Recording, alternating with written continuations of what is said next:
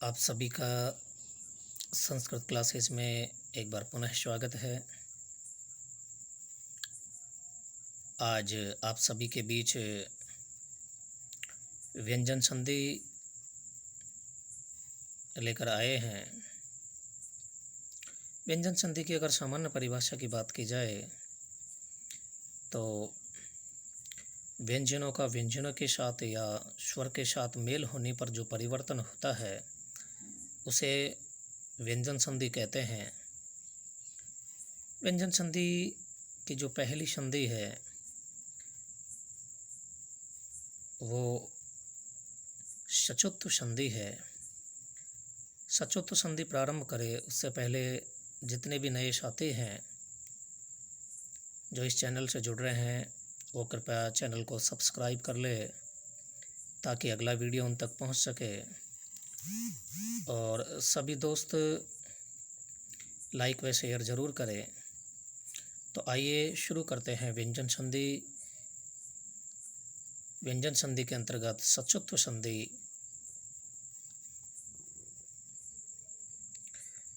सचुत्व संधि का सूत्र है स्तो इश्चुना इश्चु। बहुत ही महत्वपूर्ण सूत्र है। ज़्यादातर प्रश्न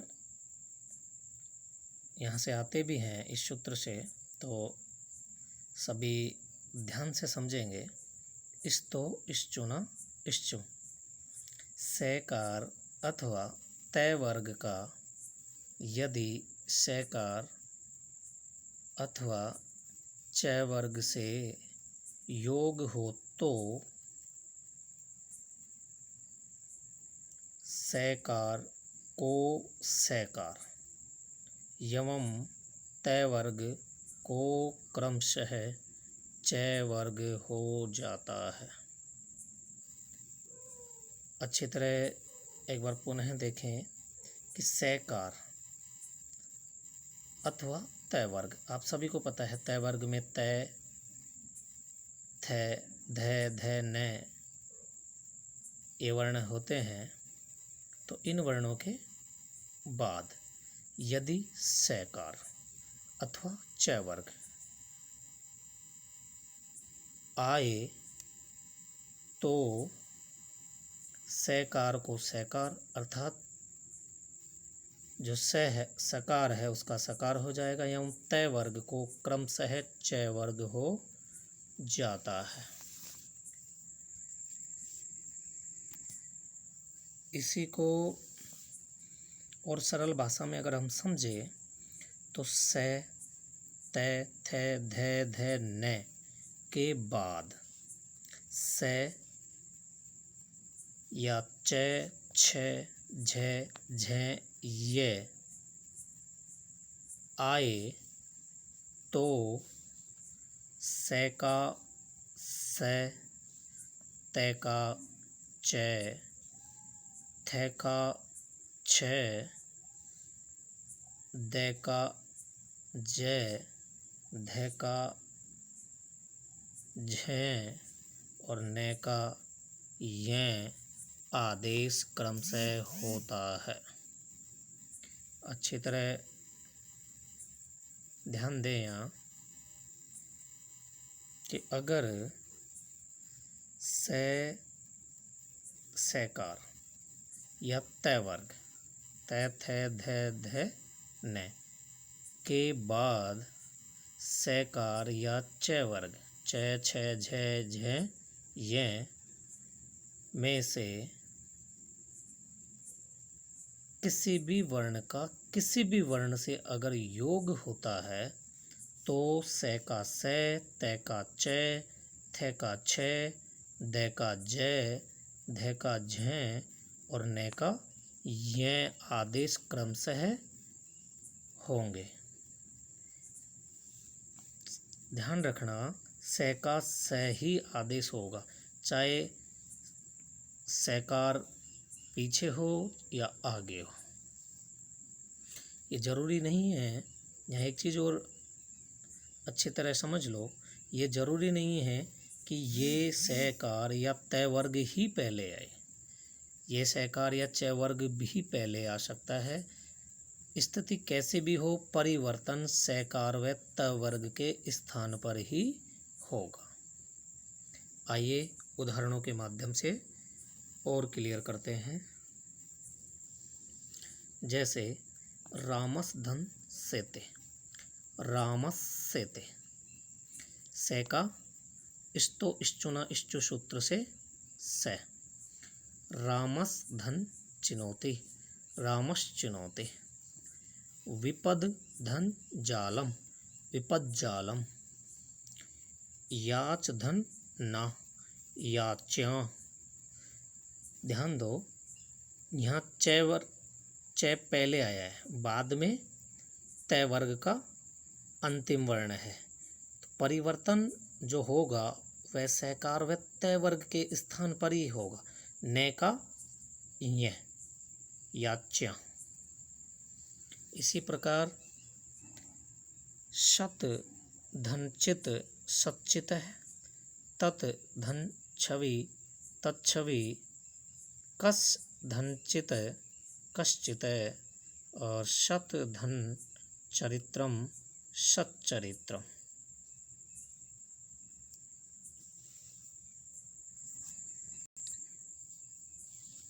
इस सचुत्व प्रकरण का एक सूत्र और है सात। सात जो सूत्र है वह सकार के पश्चात यदि तय वर्ग आए तो तय वर्ग को च वर्ग नहीं होता है। सात सूत्र सचुत्व का निषेध कर रहा है, कहता है कि सकार के पश्चात यदि तय वर्ग आए तो तय वर्ग को च वर्ग नहीं होगा। उदाहरणों के माध्यम से समझिए। प्रश्न धन न है, प्रश्न है, विष धन न है, विष्ण है। यहाँ सकार के, यहाँ सकार के पश्चात तय वर्ग है, अतः सात सूत्र से सचुत्व का निषेध हो गया और रूप बना प्रश्न है, विषधन्य का विष्ण है। अब इसी क्रम में अगला सूत्र है इष्टुनः इष्टु, जिसको हम षटुत्व संधि भी कहते हैं। इष्टो इष्टुना इष्टो, अर्थात सकार अथवा तय वर्ग का यदि सकार एवं तय वर्ग के साथ योग हो तो सकार को सकार एवं तय वर्ग को क्रमशः तय वर्ग हो जाता है। दोस्तों यहाँ ध्यान देने योग्य ये बात है कि अगर सकार के बाद में सकार और च वर्ग आए तब भी उसी सकार और तय वर्ग में परिवर्तन होगा। वही परिवर्तन यहाँ इष्टुना इष्टु सूत्र के द्वारा भी होगा।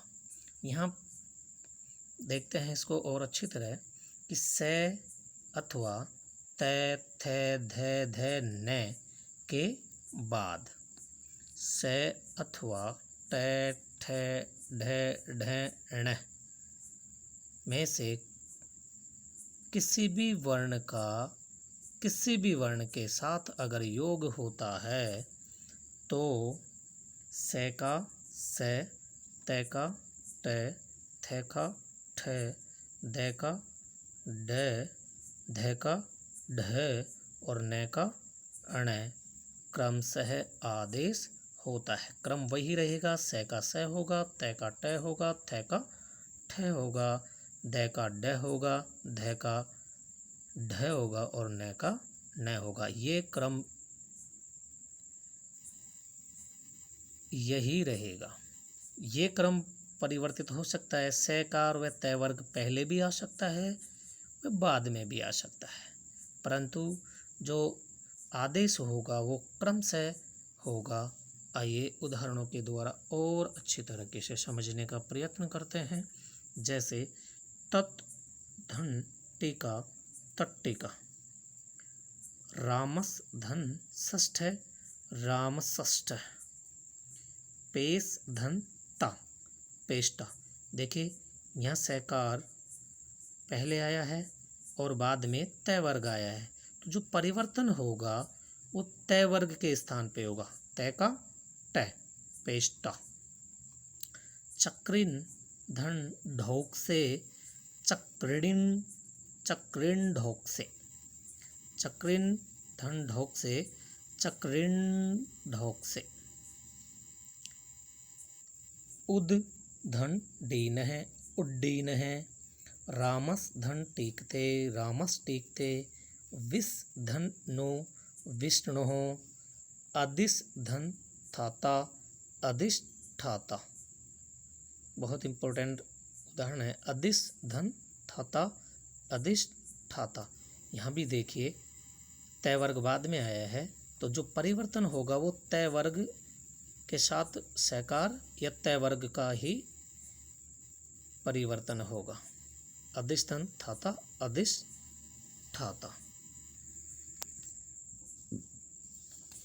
षटुत्व प्रकरण के तहत अगला सूत्र है न पदांता टोरनाम।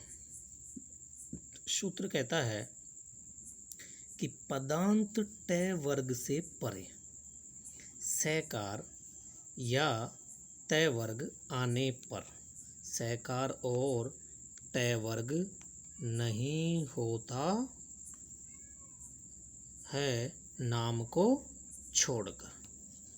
न पदांता टोरनाम सूत्र कहता है कि पदांत तय वर्ग से परे यदि सैकार या तय वर्ग आए तो सैकार और तय वर्ग नहीं होता नाम को छोड़ करके। अगर नाम शब्द को छोड़ दिया जाए तो उसको छोड़ के ये भी षटुत्व का निषेध कर रहा है। जैसे उदाहरणों के माध्यम से समझते हैं। षट धन संत है, षट संत है।